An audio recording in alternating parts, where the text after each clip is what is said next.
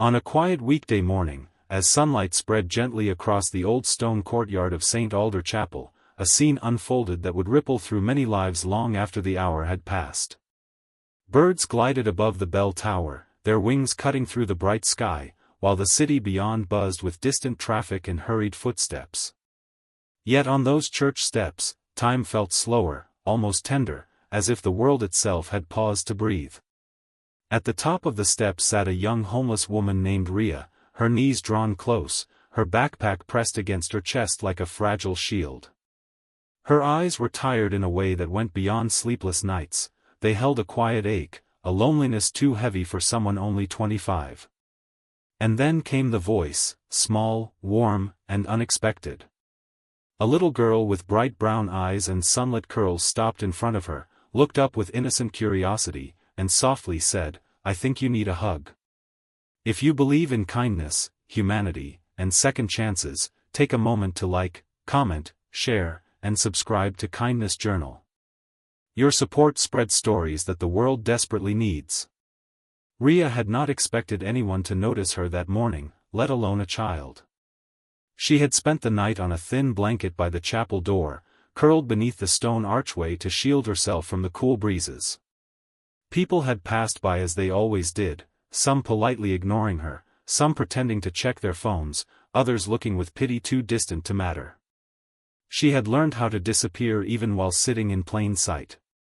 In the months since losing her job and then her small apartment, Rhea had drifted through the city with her belongings in her backpack, a notebook filled with sketches, and a heart weighed down by memories she tried not to revisit. But the morning sun was warm, and for the first time in weeks, she felt calm enough to simply sit and breathe.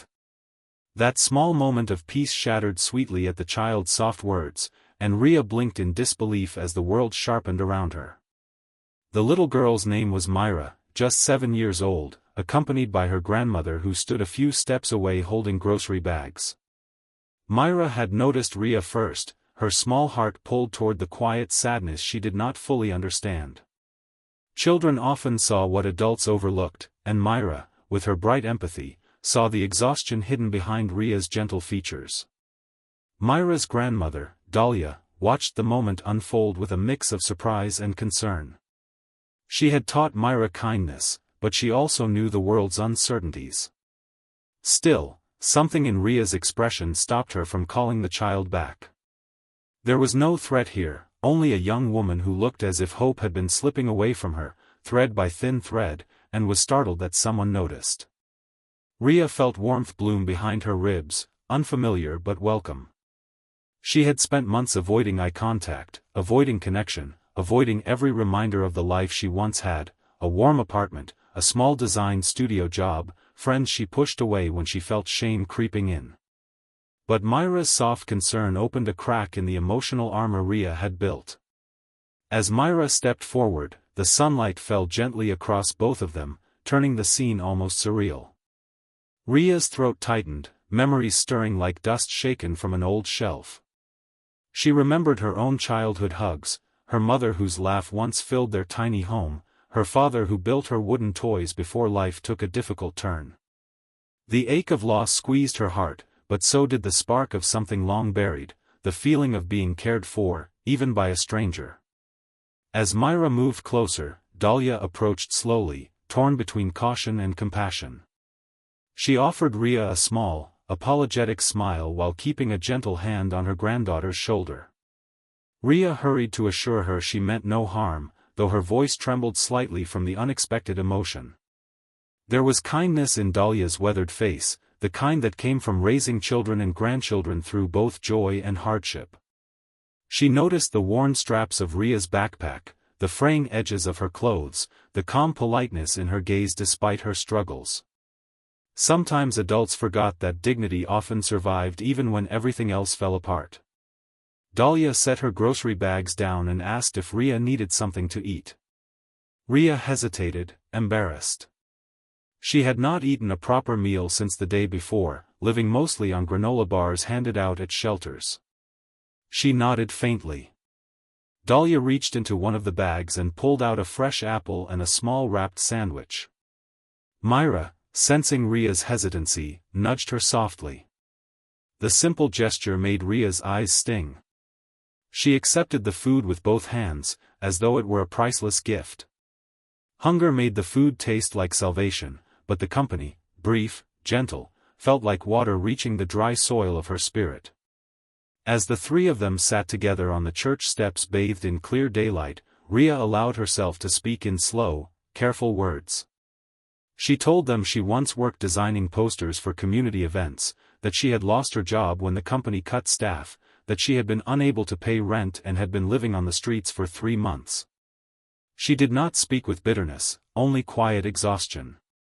Myra listened with wide eyes, while Dahlia's grip tightened slightly on her granddaughter's back. Ria expected judgment, she had learned to brace for it. Instead, Dahlia simply nodded and told her she was sorry for what she had endured. A simple acknowledgement, one she had not received from anyone in a long time, felt like a balm. Dahlia checked her watch and realized she needed to return home before the groceries warmed in the sun. She hesitated, then asked Ria if she would be at the chapel again the next morning. Ria blinked in surprise but nodded.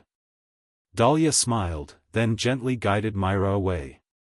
As they walked off, Myra waved back enthusiastically, her small face filled with the unfiltered hope only children carried. Ria remained seated long after they disappeared, her fingers resting lightly against her chest as if holding on to the warmth of the moment. For the first time in weeks, she felt like she mattered. The next morning, the sun rose bright over the city. Ria returned to the church steps early, partly out of habit and partly out of something new, anticipation. She sat in the same spot, brushing her hair with a small pocket comb she kept, trying to look a little more presentable. When Dahlia and Myra arrived carrying a thermos and small bag, Ria's heart fluttered with gratitude. They brought her tea, warm and fragrant, along with a simple breakfast. The three of them ate together under the clear sky, the chapel bells ringing softly in the background. It felt surreal, almost like a scene from a life Ria wished she still lived. Over the next few days, the small morning gatherings continued. Myra brought her drawings to show Ria, who admired them with genuine delight. In return, Ria showed Myra the sketches in her notebook, detailed pencil drawings of buildings, people, places she once visited. Myra was mesmerized, her eyes lighting up at Ria's talent. Dahlia noticed this bond forming and felt both gratitude and responsibility. She had met many people in her long life, but there was something different about Ria, something gentle, earnest, and quietly resilient beneath her exhaustion. As the days passed, Dahlia began asking subtle questions, wanting to understand how she might help. She learned that Ria had been applying for jobs but struggled without a stable address. Shelters often filled quickly, and Ria did not always feel safe in them. Dahlia listened carefully, thinking through options. She did not have much money, but she had kindness, experience, and determination, qualities that could open unexpected doors. One sunny afternoon, after sharing a small lunch on the church steps, Dahlia gently offered Ria a possibility. She said she worked part-time at a neighborhood community center, a place that occasionally needed help organizing art supplies, sorting donations, or assisting with children's workshops. It wasn't a full-time job, but it was somewhere to start. Ria's breath caught, her heart beating faster. She had never expected someone to advocate for her, especially not a stranger. Dahlia told her she would speak to the center's director, a kind man named Rowan who believed in giving people opportunities. If Ria was open to it, she could come by the next day to meet him. Ria barely slept that night. She lay awake beneath the chapel archway, her mind buzzing with a mixture of hope and fear. She worried she might disappoint them, that the opportunity would slip between her fingers like so many others had. But she also felt the faint humming of courage stirring inside her, fueled by the small but steady support she had been receiving. Myra's daily hugs and cheerful encouragement had done something remarkable, they had restored Ria's belief that she might someday rebuild her life. The next morning, Ria arrived early at the community center, nerves fluttering in her stomach. The building was lively, filled with the bright chatter of children and the hum of volunteers preparing for the day's activities. Sunlight streamed through the windows, illuminating colorful artwork on the walls. When Rowan walked in, he offered Rhea a warm handshake and an easy smile. He listened to her story with thoughtful seriousness and asked gentle questions about her art skills and past work experience. By the end of the conversation, he told her she could start as an assistant for the art room if she wished. It would be a few paid hours a day to begin with, and if things went well, the hours could increase. Tears welled in Rhea's eyes, and she quickly blinked them away. She agreed immediately, gratitude swelling in her chest. Dahlia, who had been quietly waiting nearby, placed a supportive hand on her shoulder, pride in her eyes. Myra, who had come along, hugged her tightly around the waist. Rhea felt overwhelmed by how much had changed in such a short time, not because of luck, but because someone had chosen to see her as a human being worth caring about. Within 2 weeks, Rhea had settled into a modest routine. She worked at the center during the day, helping children with their drawings and organizing supplies. She often caught herself smiling without realizing it, especially when she saw the way children's faces lit up while creating art. The director, Rowan, praised her attentiveness and creativity, gradually increasing her hours. Dahlia helped her fill out housing applications, and soon after, one shelter offered a transitional room, small but private, with a lock on the door and a clean bed. Rhea moved in with trembling hands, feeling the first real security she had experienced in months. She kept her backpack neatly on the floor, her sketches pinned carefully to the wall. Myra insisted on visiting the center often, telling everyone that Rhea was her artist friend. The staff soon grew fond of Rhea's gentle manner and dedication. They noticed how patient she was with the children, how she encouraged them to express themselves freely. They also noticed how she stayed late to help clean or prepare materials without being asked. Rowan began discussing the possibility of offering her a part-time permanent role if funding allowed. Dahlia watched these developments with warm satisfaction. She believed deeply that kindness could transform lives, and she saw proof of it unfolding day by day. Still, Rhea carried uncertainties within her. On quiet nights, she worried about failing, about not being strong enough to hold on to the life she was rebuilding. But each morning, she found strength in the sunlight pouring through her small window, in Myra's eager waves, in Dahlia's steady reassurance, and in her own growing sense of worth. She reminded herself that progress was made one small step at a time, much like her walks between the shelter and the center. The turning point came one bright afternoon when the center held a special art day.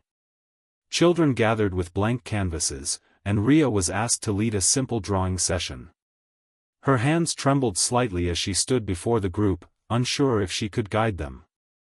But Myra sat in the front row, giving her a confident thumbs up, and that tiny gesture anchored her.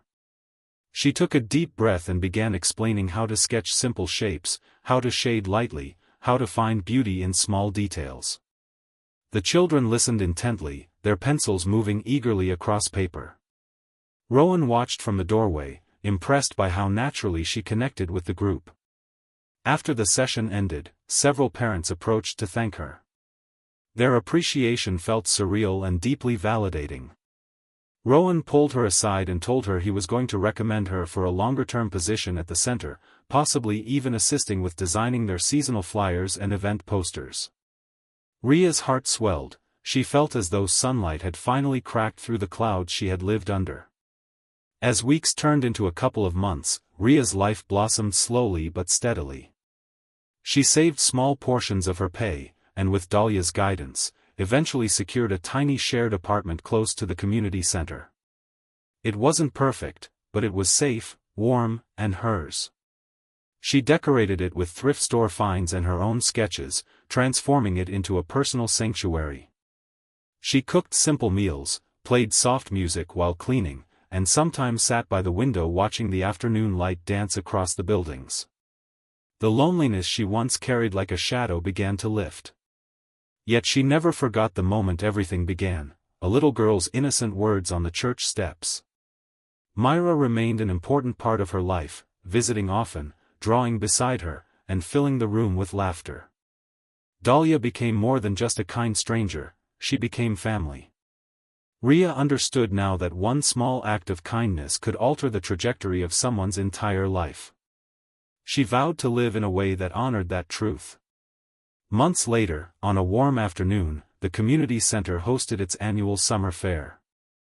Parents, children, and volunteers filled the courtyard, booths decorated with bright banners Ria had designed herself.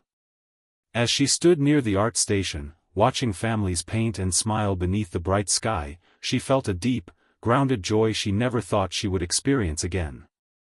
Myra ran up and grabbed her hand excitedly, pulling her toward a new mural the children had been working on. When Ria stepped closer, she froze. In the corner of the mural was a small drawing of a girl hugging a young woman sitting on church steps.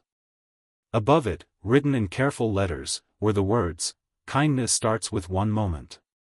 Ria's chest tightened, emotion flooding her. She knelt down and hugged Myra tightly, overwhelmed by the full-circle beauty of the moment. It was as if the universe was gently reminding her how far she had come, from a scared, lonely morning on cold steps to a life filled with purpose and connection. The journey had been hard, fragile, and uncertain, but through it all, she had discovered the strength that lived quietly inside her, waiting to be reignited by kindness. If this story touched your heart even a little, please take a moment to like, share, comment, and subscribe to Kindness Journal. Your engagement helps keep these meaningful stories alive. Special request: comment below with one small act of kindness you believe can change someone's life. And as the sun warmed the courtyard and laughter echoed through the air, Ria looked around at the community she now belonged to. She understood something deeply and irrevocably: sometimes the smallest voices speak the loudest truths. Sometimes the gentlest gestures reshape a life. And sometimes, hope begins with a child who simply says, "I think you need a hug."